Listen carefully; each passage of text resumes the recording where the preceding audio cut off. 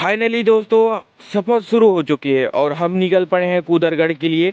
रास्ता बहुत ही खूबसूरत है और जोश उससे भी ज़्यादा है गाइस। आज की चढ़ाई और मंदिर का नज़ारा सब कुछ दिखाऊंगा, तो आप लोग वीडियो में बने रहिए। तो चलो चलते हैं मेरे दोस्त कूदरगढ़ी धाम।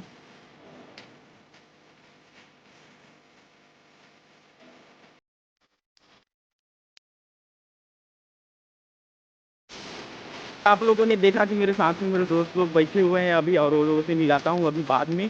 और अब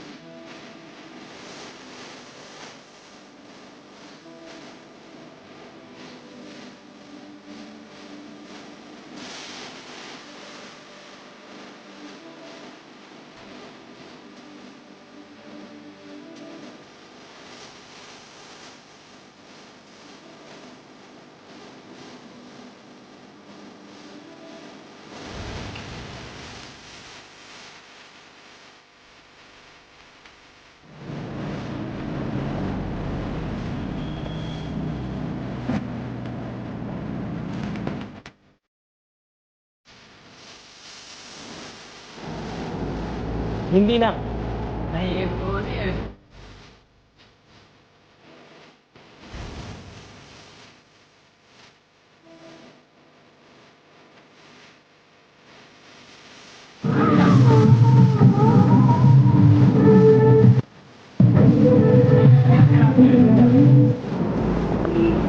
नागपुर होटल बहुत लंबा पड़ गया पूरा घुमा।